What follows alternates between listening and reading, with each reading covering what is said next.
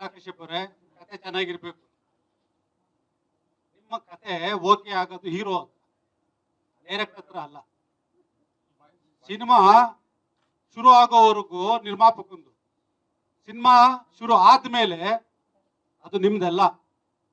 So ಇವತ್ತು ವಾಸ್ತವದಲ್ಲಿ ಎಲ್ಲರೂ ಅರ್ಥ ಮಾಡ್ಕೋಬೇಕು.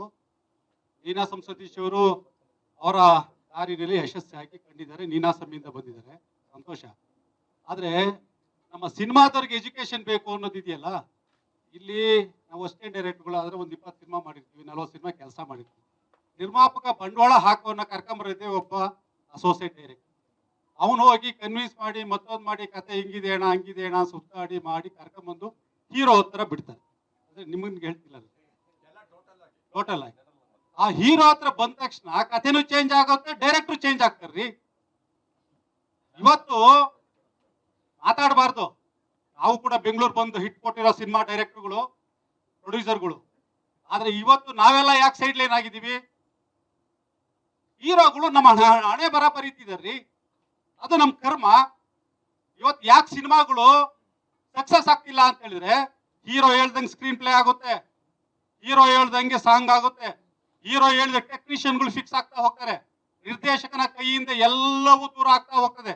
ಅವನೊಬ್ಬ ಅಸಹಾಯಕನಾಗಿ ನಿರ್ದೇಶಕ ಅಂತ ಅನ್ಸ್ಕೊತಾನೆ ಅಷ್ಟೇ ಬಿಟ್ರೆ, ಬಹುತೇಕ ಹೀರೋಗಳು ಎಲ್ಲವನ್ನು ಕೂಡ ತನ್ನ ಹಿಡಿತದಲ್ಲೇ ಇರಬೇಕು, ತಾನು ಹೇಳ್ದವನೇ ಆಗ್ಬೇಕು.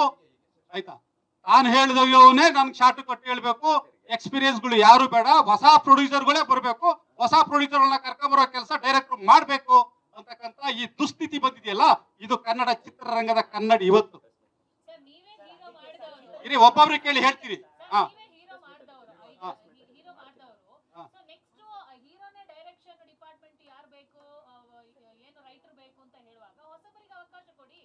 ಮೇಡಮ್, ನನ್ನ ತಂಡ ಹೇಗಿರ್ಬೇಕು ಅಂತ ನಾನ್ ನಿರ್ದೇಶಕ ನಾನು ಆಯ್ಕೆ ಮಾಡ್ಕೋಬೇಕು, ಅದನ್ನ ನಿರ್ಮಾಪಕನಿಗೆ ಒಪ್ಪಿಸ್ಬೇಕು.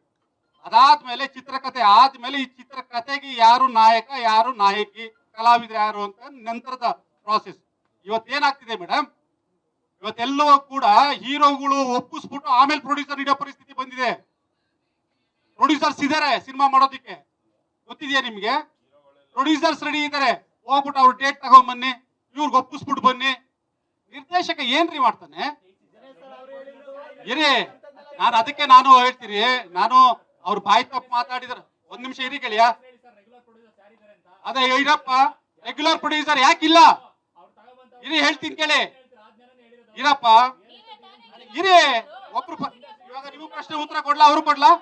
ಪ್ರಶ್ನೆಗೆ ಅವರು ಕೊಡ್ಲಾ? ನಿಮ್ಗೆ ಹೇಳ್ತೀನಿ ಕೇಳಿ. ನೋಡಿ, ರಿಯಲ್ ಎಸ್ಟೇಟ್ ಅನ್ಬೇಡಿ, ಅರ್ಥ ಆಯ್ತಾ? ಬಂಡವಾಳ ಎಲ್ಲಿಂದ ಆದ್ರೂ ಬಂದ್ರು ಕೂಡ ಅದು ಚಿತ್ರರಂಗಕ್ಕೆ ಬೀಳೋದು. ಆ ರಿಯಲ್ ಎಸ್ಟೇಟ್ ಇಂದ ಬರುತ್ತೋ, ಮತ್ತೊಂದಿಂದ ಬರುತ್ತೋ, ಕಲಾವಿದ್ರಿಗೆ ಹೋಗುತ್ತೆ, ತಂತ್ರಜ್ಞರಿಗೆ ಹೋಗುತ್ತೆ, ಸ್ಟುಡಿಯೋಗಳಿಗೆ ಹೋಗುತ್ತೆ, ಸಿನಿಮಾ ಶೂಟಿಂಗ್ ಹೋಗುತ್ತೆ, ಎಕ್ಸ್ಪೆಂಡಿಚರ್ಗೆ ಹೋಗುತ್ತೆ, ಒಕ್ಕೂಟಕ್ಕೆ ಹೋಗುತ್ತೆ, ಎಲ್ರಿಗೂ ಹೋಗುತ್ತೆ. ಹಾಗಾಗಿ ದುಡ್ಡು ಒಂದು ಅದೇಪ್ಪ, ನಾನು ಅವ್ರು ಹೇಳಿದ್ರ ಬಗ್ಗೆ ನಮ್ ತಪ್ಪಲ್ಲ ರೇ, ವ್ಯವಸ್ಥೆ ಆಗಿದೆ, ಒಬ್ಬ ನಿರ್ದೇಶಕಂದಲ್ಲ ಇದು, ಅರ್ಥ ಆಯ್ತಾ? ಒಂದ್ ದಿವಸ ಇರೇ, ಪ್ರಶ್ನೆಗೆ ಉತ್ತರ ಕೊಡ್ಬೇಕಲ್ಲ ನೀವು. ನಾನು ಹೇಳ್ತೀನಿ, ಹೇಳಿ ಹೇಳಿ.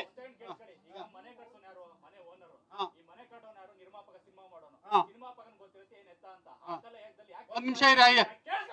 ಏ, ನೀವು ಕೋಪ ಮಾಡ್ಕೋಬೇಡಿ. ನೀವ್ ಯಾಕೆ ಕೋಪ ಮಾಡ್ತಿದ್ರ ನನ್ನ ಮೇಲೆ? ಏನೀಗ? ಹೌದಾ, ಹೇಳ್ತಿದ್ದೀನಿ, ಹೇಳ್ತೀನಿ, ಕೇಳಿಸ್ಕೊಳ್ಳಿ. ಪ್ರಶ್ನೆಗೆ ಉತ್ತರ ಬೇಕಾ ಬೇಡ ನಿಮ್ಗೆ? ಕೇಳಿಸ್ಕೋಬೇಕಾ, ಉತ್ತರ ಬೇಕಾ? ಹೇಳಿ. ಒಂದ್ ಪ್ರಶ್ನೆ ಕೇಳ್ಬಿಟ್ಟು ಹೇಳಿ. ಯಾರು? ಅದಕ್ಕೆ ಬರ್ತಾ ಇದ್ದೀನಿ ಕೇಳಿಯಾ. ಅದನ್ನ ಇರಿ, ಯಾಕೆ ಬ್ಯಾಟಿಂಗ್ ಮಾಡ್ತೀರಾ? ನನ್ನ ಪ್ರಶ್ನೆ ಇದೆ, ಹೇಳ್ತೀನಿ. ನೀವ್ಯಾಕೆ ಬ್ಯಾಟಿಂಗ್ ಮಾಡ್ತಿದ್ದೀರಾ? ಒಂದ್ ನಿಮಿಷ. ಕರೆಕ್ಟ್, 4 ಜನ ಕೇಳಿದ್ರೆ ಯಾರಿಗೂ ಉತ್ತರ ಕೊಡ್ಬೇಕು? ಅಟ್ಯಾಕಿಂಗ್ ಅಲ್ಲ, ಉತ್ತರ ಕೊಡಕ್ ಬಿಡಿ. ಉತ್ತರ ಕೊಡೋದು ಬೇಡವಾ? ಅದನ್ನ ನಾನು ಹೇಳ್ತಿರೋದು ಮೇಡಮ್, ನಾನು ಹೇಳ್ತಿಲ್ಲ. ನನ್ನ ನೋವಿದೆ, ನನ್ನ ಚಿತ್ರರಂಗದ ನೋವಿದೆ, ನನ್ನ ನೋವಲ್ಲ ಇದು. ಇರ್ರಿ ಒಂದ್ ನಿಮಿಷ, ನನ್ನ ನೈತಿಕತೆ ಬಗ್ಗೆ ಬರಬೇಡಿ ನೀವು.